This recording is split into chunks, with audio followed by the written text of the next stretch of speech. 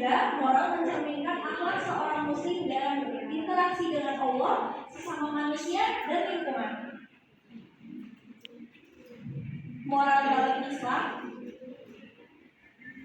dikenal sebagai istilah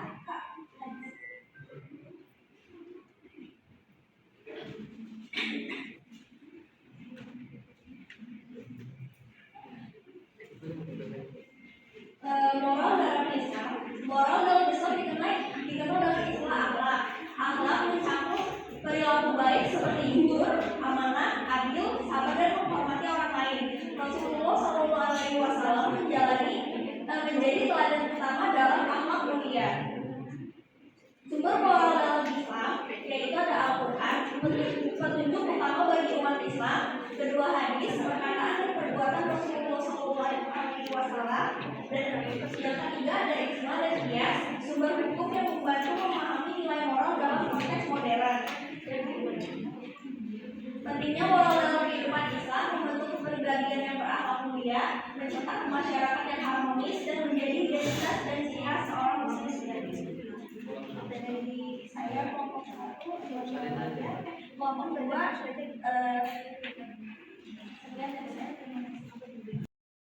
dari satu perdana kelompok 3, bagaimana keyakinan agama dan moralitas pribadi seorang tenaga kesehatan mempengaruhi dedikasi mereka dalam memberikan pelayanan kesehatan yang optimal kepada klien.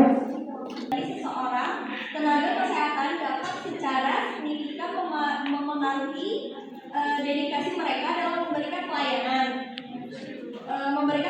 kesehatan yang optimal kepada klien.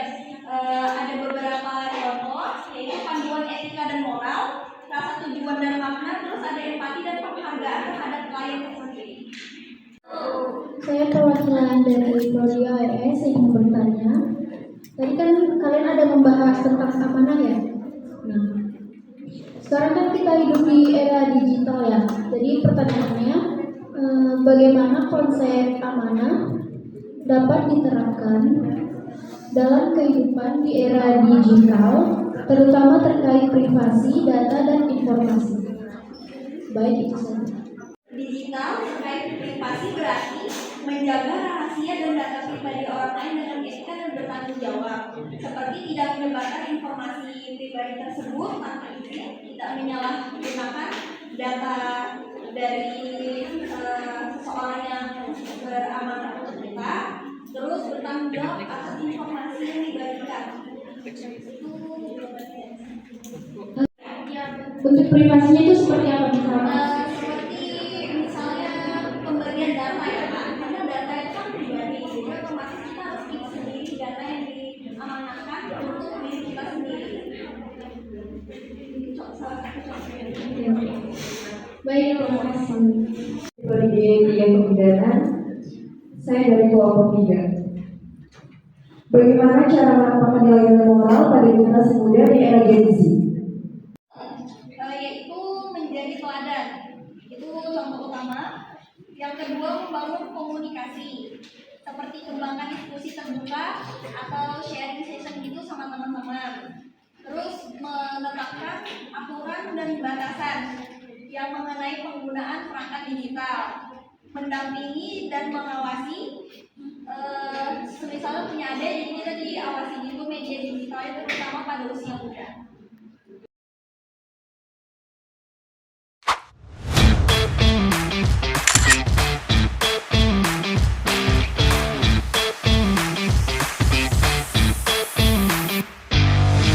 Yang adalah suatu keadaan di mana telah terjadi penurunan moral yang bermakna bahwa individu maupun kelompok tidak menaati aturan serta tata cara yang berlaku di masyarakat. Faktor penyebab degradasi moral antara lain adalah longgarnya pegangan terhadap agama, kurangnya efektif pembinaan moral di keluarga, pengaruh arus materialisme dan hedonisme, kemajuan teknologi informasi yang kuat. Pasien HIV lebih dulu karena dalam besar, sementara pasien darurat ditunda penanganannya. Hal tersebut mencerminkan materialisme dan hedonisme. Kasus ini menunjukkan bagaimana organisasi dan hidup konsumtif dapat mengikis nilai moral keagamaan dan rasa empati terhadap kesehatan.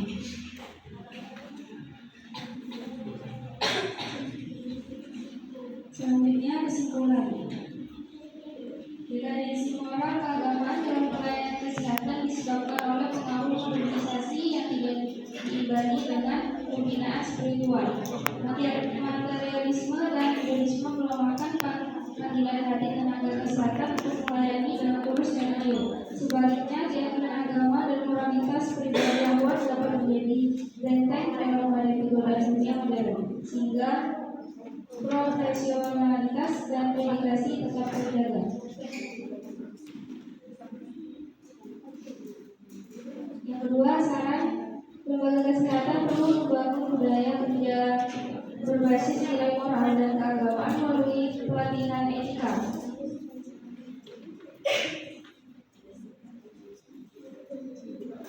Pembinaan rohani dan keteladanan pemimpin.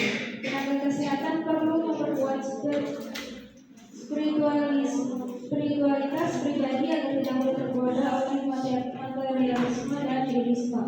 Pendidikan dan masyarakat harus menanamkan sejak dini nilai kejujuran, empati, dan tanggung jawab sosial sebagai fondasi moral di era modern. Yang ketiga, profesional kesehatan dapat menjalankan perannya secara manusiawi, berintegritas dan berorientasi pada pelayanan, bukan sekedar keuntungan.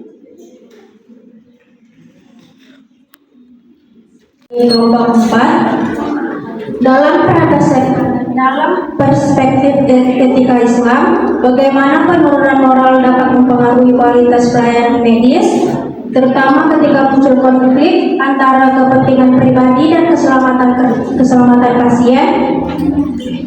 Yang pertama, hilangnya integritas atau amanah. Bagaimana etika Islam menekankan pentingnya amanah atau kepercayaan dalam menjalankan tugas. Penurunan moral menyebabkan dokter atau penyedia layanan medis mengkhianati kepercayaan pasien, misalnya dengan mengutamakan kepentingan finansial daripada keselamatan pasien. Dan contoh yang kedua yaitu prioritas kepentingan pribadi, di mana ketika moralitas menurun, konflik antara kepentingan pribadi seperti mencari keuntungan dengan menghemat waktu dan keselamatan pasien atau contoh memprioritaskan kepentingan diri sendiri yang bertentangan dengan prinsip etis Islam untuk mendahulukan keselamatan atau kebaikan pasien itu sendiri. Dan contoh berikut itu ada kurangnya empati, yang dimana penurunan moral memiliki sifat kasih sayang atau rahmat dan empati yang sangat ditekankan dalam Islam, yaitu dengan merawat orang yang sakit. Ini menghasilkan pelayanan medis yang dingin, tidak manusiawi, dan mengabaikan kebutuhan emosional serta spiritual pasien.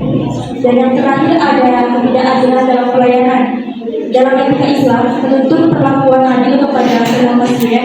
Penurunan moral dapat menyebabkan diskriminasi, di mana pasien tertentu menerima pelayanan yang lebih baik berdasarkan status sosial atau kemampuan membayar yang merupakan bentuk ketidakadilan. Nama saya Nia, saya dari kelompok 4 S1 Bintana. Saya mau bertanya, pertama nilai keagamaan dapat meningkatkan empati dan kepedulian dalam masyarakat itu gimana ya?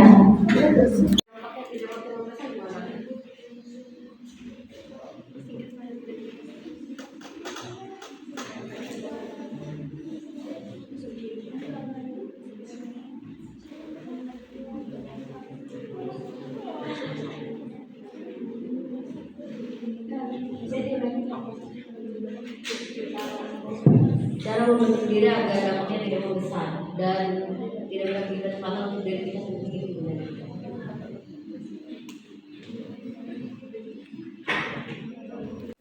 Iman dan takwa. Kemudian juga dapat belajar agar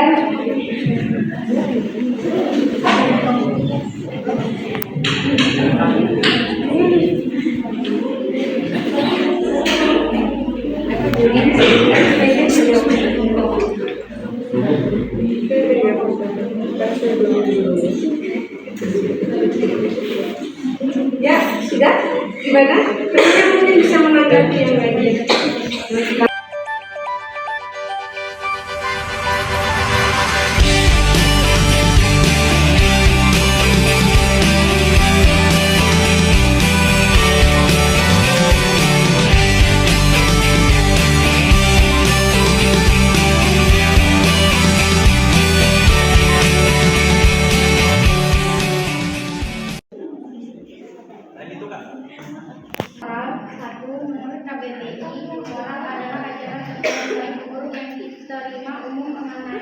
perbuatan, sikap, dan yang dapat membentuk karakter dari diri seseorang, sehingga dapat menilai dengan benar apa yang baik dan buruk. 2. Moral dalam kehidupan beragama adalah sikap, perilaku, dan tindakan yang mencerminkan nilai-nilai kebaikan berdasarkan ajaran agama.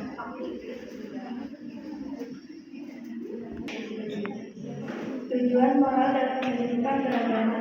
Tujuan moral dalam kehidupan beragama adalah untuk membimbing menjadi pribadi yang lebih baik serta mencapai kedamaian dan keselamatan dunia serta akhirat. Hal ini dapat dicapai dengan mengamalkan nilai-nilai agama sebagai pedoman hidup seperti kejujuran, keadilan, empati, dan tanggung jawab sosial.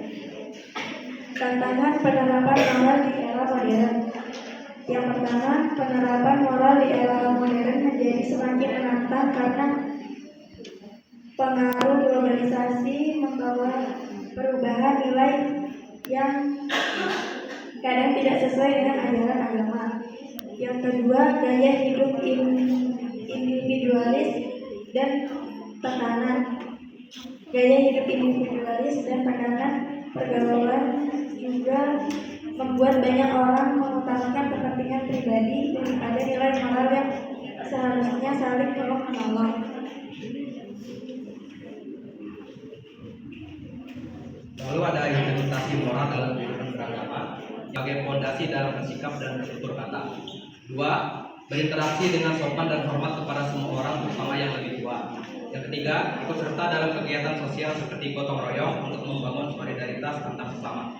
4. Berdoa sebelum dan sesudah kegiatan. Dan yang kelima, menanamkan sikap agar lebih suka mendengarkan kisah Nabi.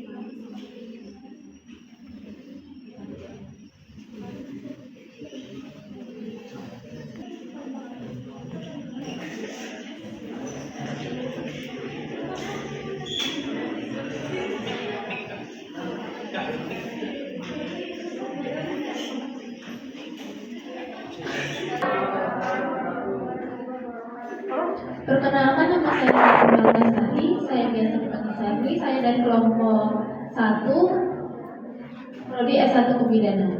Pertanyaan saya, kalau semisalnya nilai-nilai moral dan agama di dunia nyata, di dunia kesehatan menurut kalian apa dampak terhadap pelayanan dan kepercayaan masyarakat?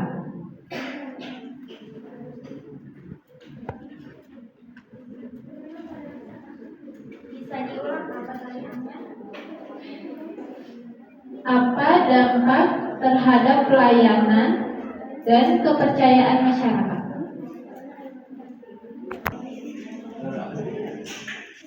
Dan mungkin tidak akan kembali lagi ke rumah sakit. Itu saja dari saya.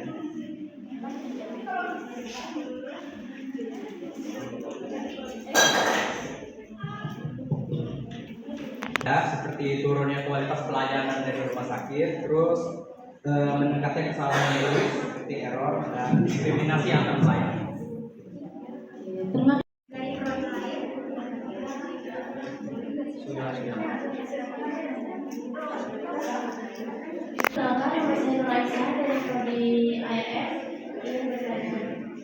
Apa tantangan terbesar dalam penerapan nilai moral agama di era modern dan bagaimana cara kalian untuk mengatasinya?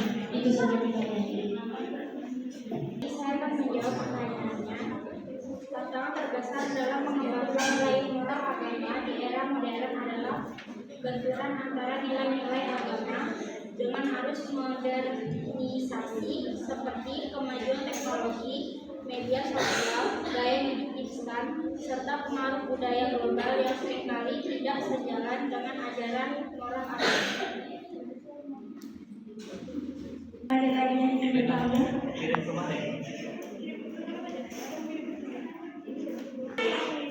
Sekian dari kami. Wassalamualaikum warahmatullahi wabarakatuh.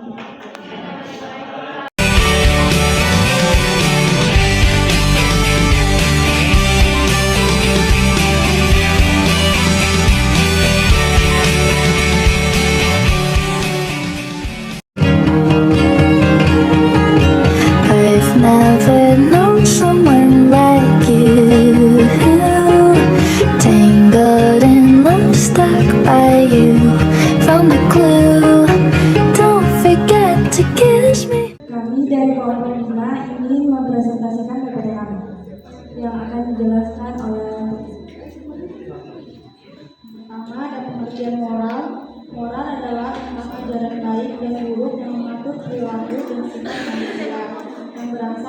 nilai-nilai moral dan kebiasaan dalam masyarakat secara etimologis. Kata moral berasal dari bahasa Latin, yaitu moras yang berarti kebiasaan atau adat.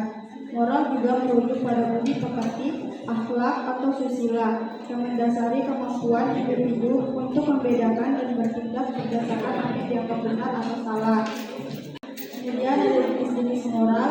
Yang pertama ada moral agama. Moral agama adalah norma dan prinsip perilaku yang bersumber dari ajaran suatu agama. Kemudian ada moral kesusilaan. Moral kesusilaan adalah ajaran atau norma tentang baik dan buruk yang mengatur perilaku manusia dalam pergaulan hidup. Kemudian ada moral hukum. Moral hukum adalah nilai yang diakui menjadi acuan dalam membuat dan menerapkan hukum. Kemudian moral universal. Universal adalah prinsip-prinsip etika yang diyakini berlaku untuk semua orang, di mana saja terlepas dari budaya, agama, atau latar belakang pribadi. Islam disebut dengan akhlak. Akhlak merupakan ajaran tentang sikap, perilaku, dan budi pekerti yang sesuai dengan tuntunan Al-Quran dan Sunnah Rasulullah SAW. Beberapa poin moral dalam: 1. Bersumber dari Islam. 2. Tujuan untuk mendekatkan diri kepada Allah. 3. Menjaga hubungan dengan Allah dan sesama manusia. 4. Bersifat unik. Islam mencakup sikap dan perilaku yang mencerminkan iman kepada Allah serta kepatuhan kepada ajarannya. Al-Quran sebagai kitab suci umat Islam memberikan pedoman yang jelas mengenai moralitas. Beberapa ayat yang mengandung nilai-nilai moral antara lain: kejujuran. Allah memerintahkan untuk bersikap dalam surah Al-Baqarah surah kedua ayat 283. Allah mengingatkan kita untuk tidak saling memakan harta orang lain secara tidak sah. Keadilan dalam surah An-Nisa, meskipun itu merugikan diri sendiri. Lanjut, ada tanggung jawab. Setiap individu memiliki tanggung jawab moral terhadap dirinya sendiri, keluarga, masyarakat, dan lingkungan. Empati dan kasih sayang. Islam mendorong umatnya untuk memiliki sikap empati dan kasih sayang terhadap sesama. Lalu, menghindar perbuatan buruk. Moral dalam Islam menuntut umatnya untuk menghindari perbuatan buruk seperti kebohongan, pencurian, dan penganiayaan. Ketaatan pada hukum. Islam mengajarkan pentingnya ketaatan terhadap hukum yang berlaku baik Allah maupun hukum negara. Saya Veronica Permisilan Amara Permatasari dari Prodi S1 Kebidanan kelompok 1. Pertanyaannya, berikan atau sebutkan contoh tindakan yang dianggap benar oleh sebagian orang tetapi sebenarnya salah menurut ajaran agama, lalu jelaskan hubungan dengan bidang kesehatan. Merayakan kemenangan atau acara dengan minuman keras. Bagi sebagian orang, minum alkohol saat pesta dianggap hal biasa. Dalam agama, minuman memabukkan jelas dilarang. Lalu ada berpacaran dengan perilaku yang melewati batas. Sebagian orang menganggap pacaran bebas adalah hal normal. Dalam agama, menjaga batas pergaulan lawan jenis itu wajib.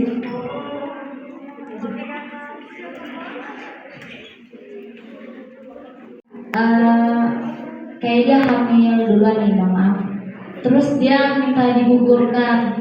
Dia digugurkan sendiri nih, tanpa ada tindakan medis yang membolehkan gitu, karena kan janinnya tuh sehat gitu. Terus tanggapan kalian tuh gimana tuh untuk memberitahu pihak dari yang kejadian ini? Karena kan di dalam masyarakat pasti mereka tuh bilang untuk biar nggak malu-malu ini kalau misalnya dia itu hamil duluan. Jadi tanggapan kalian gimana? Itu tergantung dari orang itu sendiri, karena dia udah tahu itu tuh nggak boleh kalau dalam agama. Dia juga udah tahu jadinya itu bagus, jadi itu tergantung dari dirinya sendiri, dia mau menggugurkan apa enggak.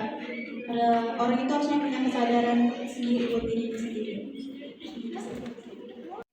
4. Sejauh mana ketidaksesuaian antara nilai-nilai agama dengan kebijakan kesehatan publik dapat menurunkan integritas moral dalam praktik.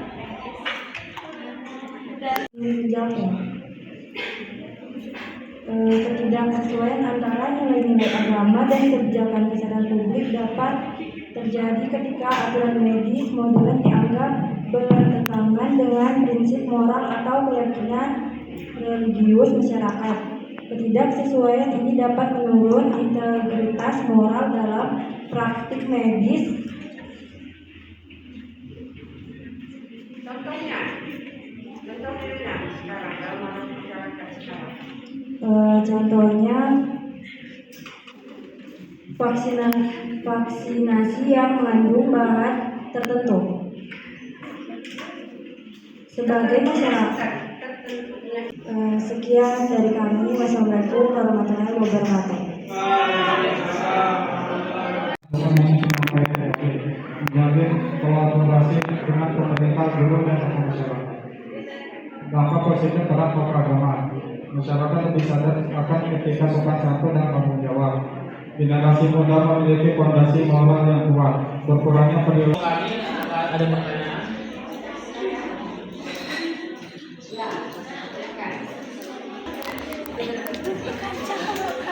Oh, siapa yang mau nanya? Enggak, direkam.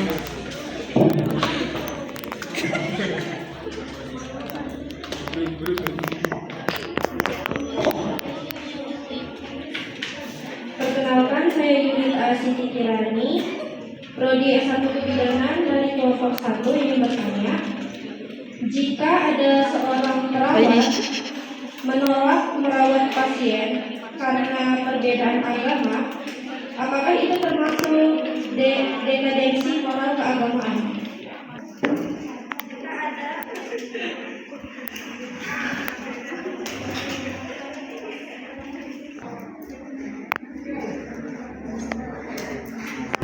Karena perbedaan agama termasuk perilaku yang dapat dikategorikan sebagai dekadensi moral keagamaan. Sikap tersebut menunjukkan bahwa hilangnya nilai-nilai toleransi, empati, dan profesionalisme.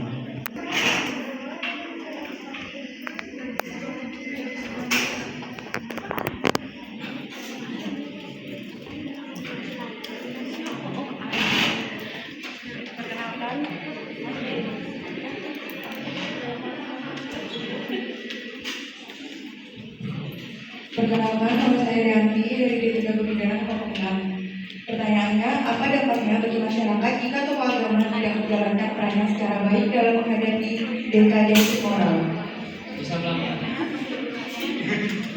Apa dampaknya bagi masyarakat jika tokoh agama tidak menjalankan perannya secara baik dalam menghadapi dekadensi moral? Dampak bagi masyarakat jika tokoh agama tidak menjalankan perannya dengan baik. Satu, rusaknya pembinaan akhlak dan moral masyarakat, hilangnya teladan, dan meningkatnya penyimpangan agama keagamaan.